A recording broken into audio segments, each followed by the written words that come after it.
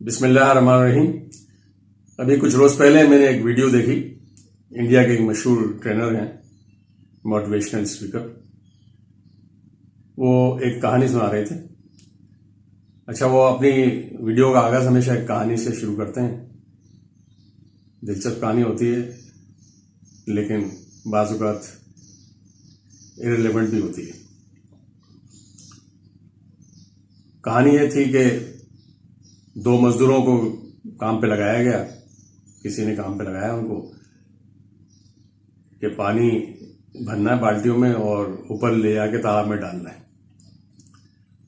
پہلی بات تو یہی ہے کہ تالاب اس طرح کون بھرتا ہے بالٹیوں بھر کے؟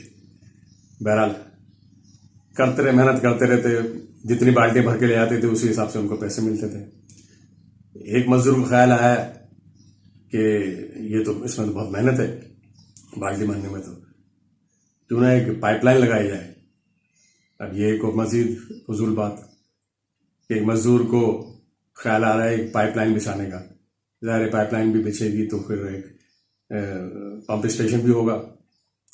اب یہ ایسا ہی ہے کہ کوئی ڈرائیور ہو اور اس کو اچانک خیال آیا کہ میں نے تو بہت محنت کی ہے، بہت ڈرائیوری کرتا ہوں، میں ایک بس خرید لیتا ہوں یا کئی بسیں خرید لیتا ہوں اور ایک کمپنی کھول لیتا ہوں۔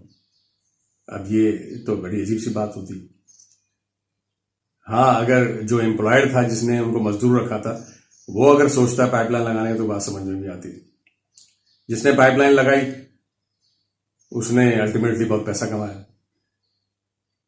تو اس کا مورل یہ تھا، اسٹوری کا جو اصل موضوع تھا وہ یہ تھا، smart work against hard work,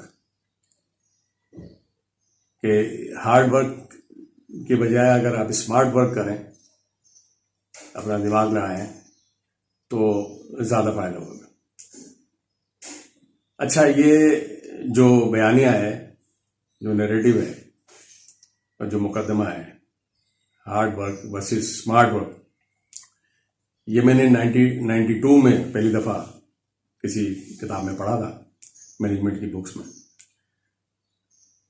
تو اور اس کے ساتھ ایک جملہ اور اٹیچ تھا کہ work of head is more valuable than work of hands. دماغ کا کام جو ہے وہ زیادہ ویلیوبل ہے ہاتھوں کے کام سے۔ ہم بڑے متاثر ہوئے تھے اس وقت، لیکن جیسے جیسے تجربہ بڑھتا رہا، اچھا اس وقت اتنا متاثر تھے کہ ہمارا ایک دفعہ اپنے باس سے بھی، بلکہ کئی دفعہ مکالمہ ہوا اس بات پہ۔ اب باس تو تجربہ کار تھے، وہ تو یہی کہتے تھے کہ محنت میں بڑی عظمت ہے، اور واقعی میں اس سے کوئی انکار نہیں کر سکتا کہ محنت میں بڑی عظمت ہے، اور محنت سے انکار نہیں ہو سکتا کوئی۔ اچھا، جب ہم نے تجربہ حاصل کیا اور اب 40 سال کے تجربے کے بعد میں یہ کہہ سکتا ہوں کہ محنت میں بڑی عظمت ہے، اس کا کوئی سبسٹیٹیوٹ نہیں ہے، اس کا کوئی شارٹ کٹ نہیں ہے۔ دراصل یہ بیانیہ ہی انویلڈ ہے کہ hard work versus smart work, ان دونوں میں کوئی کانٹرڈکشن نہیں ہے میرے لحاظ سے۔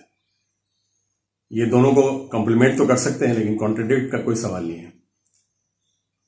دراصل یہ بات ہارڈ ورک اور اسمارٹ ورک کی نہیں ہے، یہ بات ہے نالج کی۔ یہ بات ہے کہ آپ کے پاس کیا ٹولز ہیں، آپ کو اور کیا معلومات ہیں کہ اور مزید اچھے ٹولز کیا ہو سکتے ہیں آپ کے پاس، کیا ٹیکنالوجی ہے آپ کے پاس۔ اگر ایک کھڈا کھودنے والا آدمی وہ اتنی عقل رکھتا ہے کہ وہ ہاتھ سے کھڈا نہیں کھودے گا، وہ ظاہر کدال سے کھودے گا، اور اگر اس کے پاس ایسے وسائل ہیں تو وہ ایک ڈرل مشین لے لے گا۔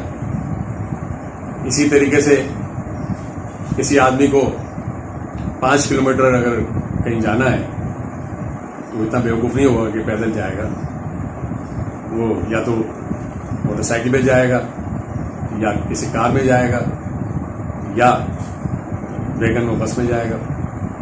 تو یہ بات ٹیکنالوجی، ٹولز اور اویلیبلٹی کی، وسائل کی اویلیبلٹی کی۔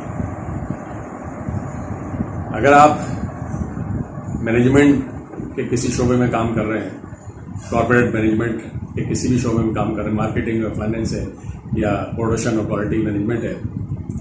اب جو جنرل مینجمنٹ کے جو ٹولس ہیں وہ اپلائی اگر کریں گے وہی سمجھیں آپ کا اسمارٹ ورک ہے. جنرل مینجمنٹ ٹولس میں اسٹریٹجی پلاننگ ہے، کمیونیکیشن اسکلس ہے، نیگوشیشن اسکلس ہیں، بینچ مارکنگ ہے، نالج مینجمنٹ اور ٹائم مینجمنٹ، فائنینشیل کنٹرول، یہ اور بھی ٹولس ہیں.